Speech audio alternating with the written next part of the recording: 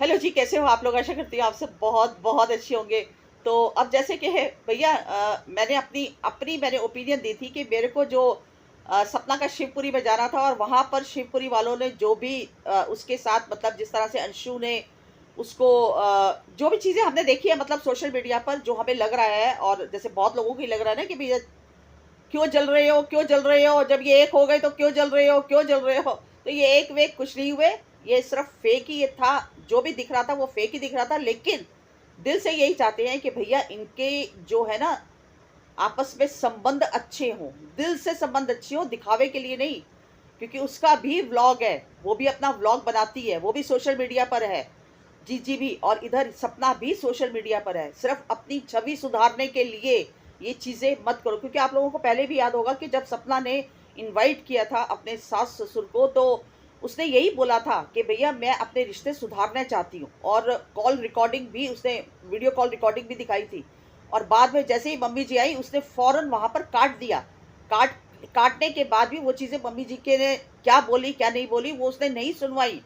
और फ़ोन काटने के बाद भी उसने यही कहा कि हाँ सब ठीक है वो आएंगे, सब ठीक है वो आएंगे। लेकिन बाद में मम्मी जी का एकदम सडनली वीडियो आ गया और उसमें यही बोला था कि हम किस मुंह से जाएं। ठीक है, तो यहाँ पर ये चीज़ें होती हैं, ये सारी बातें सोशल मीडिया पर ये लोग नहीं दिखाते हैं। व्लॉगर जो होते हैं बस उतनी ही चीज़ दिखाते हैं, कट कटा के एडिट करके, कि जिससे इनको ये लगे कि एक तो ट्रोलिंग ना हो, और दूसरा हमारी जो वीडियो है उसके ऊपर व्यूज़ आए, लोगों के अंदर एक क्रियोसिटी हो। तो ये हर व्लॉगर का काम होता है। ठीक है, तो मैं तो यहाँ पर यही कहूँगी कि जो भी है देखो, हमें नहीं पता, हमें जो लगा हमने बोल दिया, अपने ऑडियंस से हमने शेयर किया कि हमें कोई रियलिटी नहीं लग रही थी। लेकिन हाँ, दिल से इच्छा है कि भैया अपने रिश्ते सुधारो, क्योंकि कुछ नहीं रखा हुआ लाइफ के अंदर, इंसान का कुछ नहीं पता होता। इसलिए जितना हो सके, और देखो मायके वाले भी कब तक साथ रहेंगे?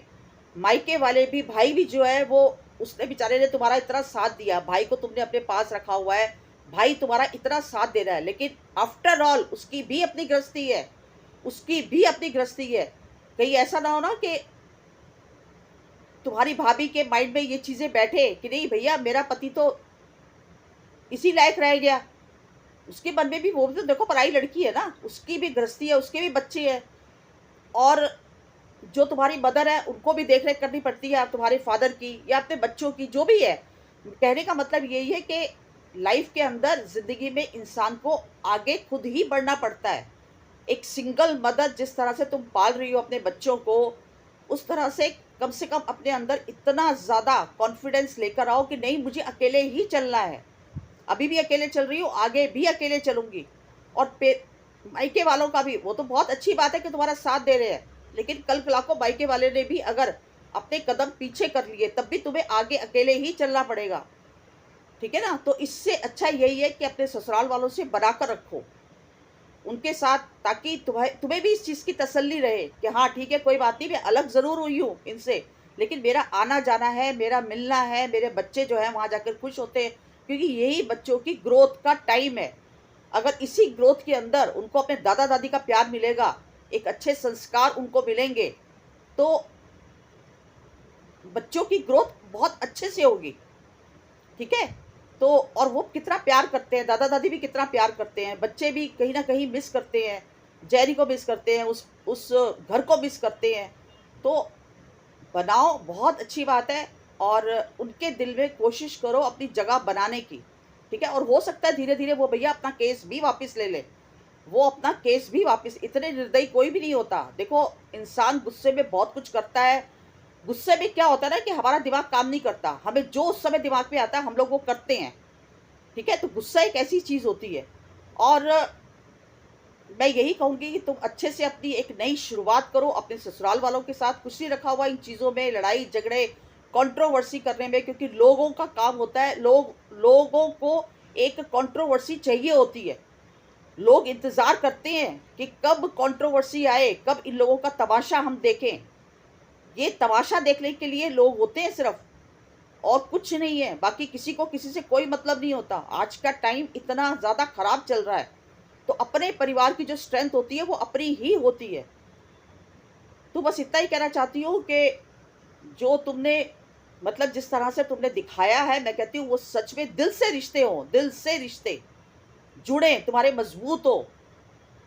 और बस इतना ही कहना चाहूँगी, अपनी लाइफ के अंदर खुश रहो। हमेशा मैंने तुम्हारे लिए अ, अच्छी-अच्छी तुम्हें बातें समझाने की कोशिश की है। और बस और इससे ज़्यादा क्या कहूँ, उनको भी देखो, वो उनके पास भी कुछ नहीं है, ठीक है ना? वो भी अपना टाइम ही किल कर रहे हैं। उसके बाद तुम्हारे फादर इन लॉ रिटायर होने के बाद उनके पास कुछ नहीं होगा। अभी तो ठीक है, अभी वो रिटायर नहीं हुए हैं, जाते हैं, स्कूल जाते हैं, ठीक है? और उनको भी कहीं न कहीं बहुत अकेलापन लगता है, क्योंकि देखो, जिस क्या कहते हैं ना, एक औलाद ही सबसे बड़ी चीज़ पूँजी होती है माँ-बाप की। जब औलाद ही चली जाती है, औलाद ही ना रहे, तो सोचो माँ-बाप की ज़िंदगी में क्या रह जाता है? कुछ भी नहीं रह जाता। ठीक है? तो बस आप लोग आपस में मिलो, खुश रहो। मेरी ब्लेसिंग्स हैं, मेरी दुआएँ हैं तुम्हें, तुम्हारे बच्चियों के लिए, और उन पेरेंट्स के लिए भी। मैं उन पेरेंट्स के लिए भी चाहती हूँ कि भगवान उन्हें भी ताकत दे, हिम्मत दे, और वो अपनी बच्चियों के साथ अपना जीवन, अपना बुढ़ापा अच्छे से निकाल सकें। आप लोगों की इस बारे में क्या राय है? प्लीज़ मुझे कमेंट सेक्शन में ज़रूर लिखिएगा। छोटी-सी मेरी वीडियो थी, अगर पसंद आई हो तो लाइक, शेयर, सब्सक्राइब कीजिए। मिलती हूँ अगली वीडियो में एक नए टॉपिक के साथ। तब तक के लिए